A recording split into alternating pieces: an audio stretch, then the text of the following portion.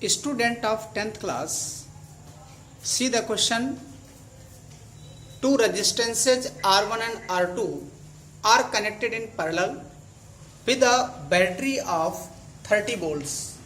According to this question, find out the current flowing through resistance R1 and through the current R2. आपको इस 30 volt battery से जो भी current flow कर रहा है, करंट यहाँ पर आकर डिवाइड होगा। आपको I1 और I2 की वैल्यू कैलकुलेट करनी है और ये 10th क्लास के स्टूडेंट सभी देखेंगे। इसको लास्ट लेक्चर में मैंने सिखाया था। What is the net resistance, what is the equivalent resistance between 10 ohm and 15 ओम।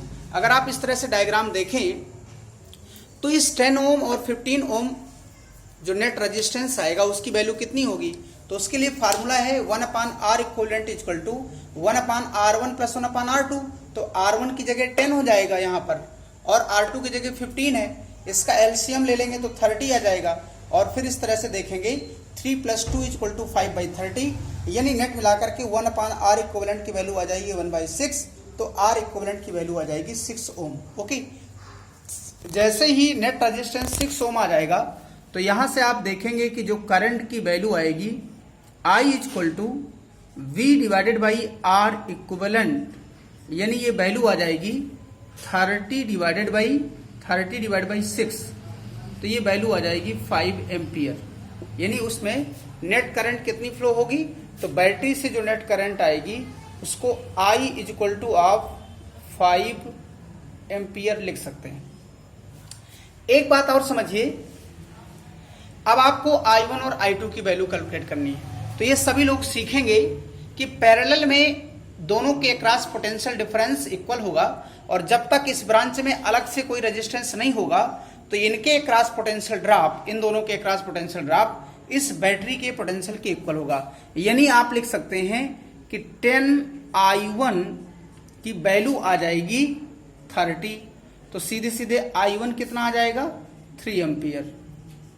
इसी तरह से दूसरी ब्रांच में आप लिख सकते हैं, क्योंकि करंट अपने आप को इस तरह से सेट करती है कि इस ब्रांच में बहने वाली करंट और रेजिस्टेंस का प्रोडक्ट और इस ब्रांच में फ्लो करने वाली करंट और रेजिस्टेंस का प्रोडक्ट आपस में इक्वल होगा।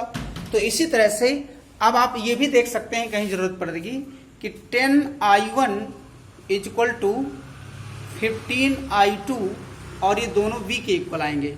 Okay, 10I1 = 15I2 = V।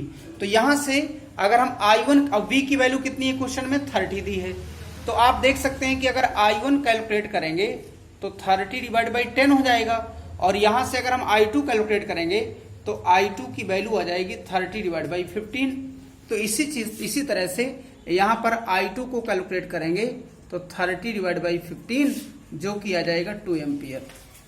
तो इस तरह से आप सीख सकते हैं। ये I1 की वैल्यू 3 एम्पियर और I2 की वैल्यू 2 एम्पियर। तो I1 = यहां आंसर आ गया 3 एम्पियर और I2 की वैल्यू आ जाएगी 2 एम्पियर। I2 = लिख सकते हैं 2 एम्पियर। I2 = तो इस तरह से क्वेश्चन ओवर हो गया। फिर आगे हम और भी क्वेश्चन करेंगे। ओके।